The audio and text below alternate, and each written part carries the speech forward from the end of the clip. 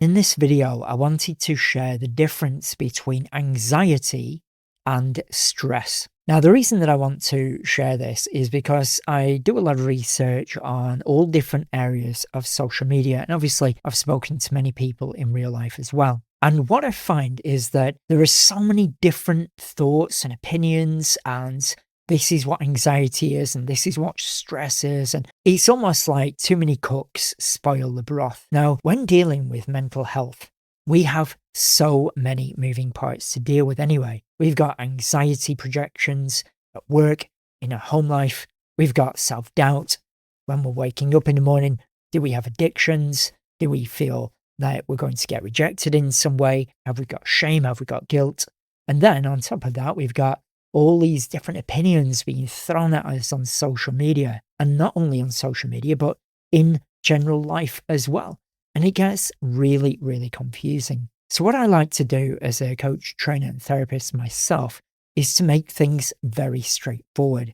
So there is definitive structure between each of these areas. So let's look at the difference between anxiety and stress. Now, here is a clip, a screenshot from one of my videos that I'll put a link in the description below. And it shows about how the mind is putting the world together.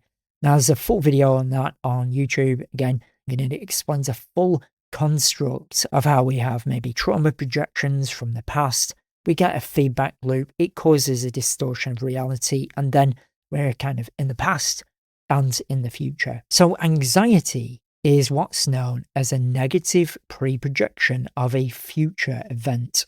So we have something within ourselves. It could be hypervigilance. It could be trauma responses. It could be a low self-worth. It could be a low self-esteem, lack of confidence. And all of these things that we see ourselves as, especially shame, which is the more destructive one of them all. And then what we do is we look at the world around us and we assess, what does this mean to me?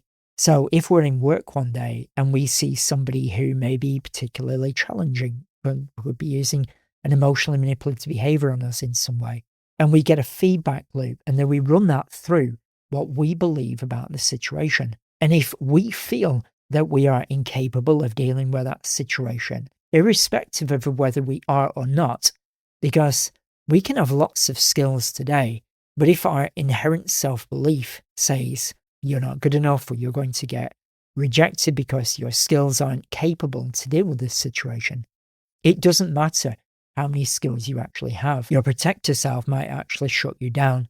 And if you've ever experienced that, where you know that you could come back with a very eloquent, articulate answer, but it seems that all your words just disappear, well, that's known as a hijack. Again, I'll make another video around that because that's a big area. So anxiety, the content or information in these videos is for educational and informational purposes only, is a painful or a negative pre-projection of a future event. So in essence, in my own training, what I describe anxiety as is we think anxiety. We don't feel anxiety, we think anxiety.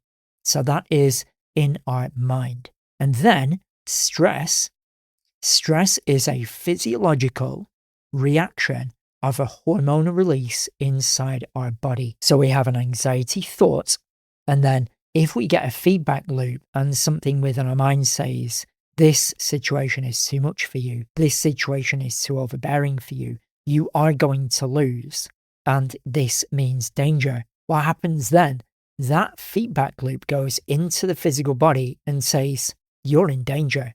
That's the protector self, or in the physical brain, the amygdala. And then from there, what happens is your protector self presses an alarm, and then that releases hormonal response into your physical body. Now, you will have obviously felt that jolt, that shakiness, that feeling sick, feels like the world's really small or really big. You feel confused. It feels like all of your thoughts just disappear, or you're flooded with thoughts all at once. That is a physiological stress response. And that, again, for me, is how I want to keep things really sectioned and straightforward for people to understand. You see, because if you say, well, I think anxiety and I feel anxiety, then what's stress? it gets confusing. So again, I'm not saying my way is right or wrong. It's run it through your own filter. See the words that you want to use. Okay, so just go over this process again, step by step. So number one, we walk into an environment. We look at the situation as it is. We won't have had any reaction. We see a stimulus. It could be a person at work, for example, or somebody at the gym, whatever it is. And then we see that person and then we internalize what that means for us. Then we ask ourselves, am I in danger? Yes or no? Now that won't look at just what your skills are today. It will review itself through what's known as your internal residual self-image. So if your internal residual self-image says you're not capable, even though you might be today, but you're not capable, therefore you're going to lose this encounter.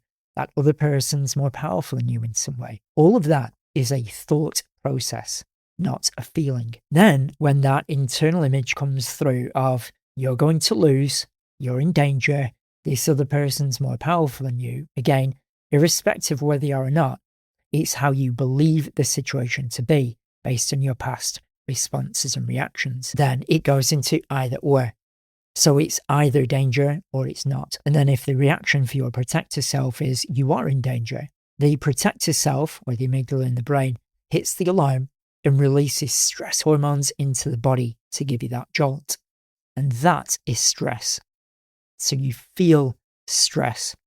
Now, there's obviously a lot more to this concept than just what I'm talking about here. But again, to make things easier for your journey while you're studying mental health, do your very best to keep things separate and structured.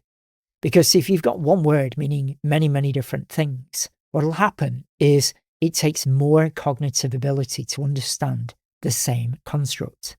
If you have everything in a nice, orderly fashion, then you can work it through step 1, step 2, step 3, step 4. Whereas if you kind of go in step 1, step 3, step 5, step 2, all over the place, is just going to use up your mental capacity and make the whole process harder. But again, for a full explanation of how the mind puts the world together, including the 3 areas of the conscious, subconscious, and Pandora's box, I'll put a link in the description below so you can watch the full explanation. Once again, as I always say in every video, if you've got any thoughts or reflections, feel free to put them in the comments below, because if you put a comment that's something you've realized about life that can help other people move forward, that comment that you put down could change somebody's life forever.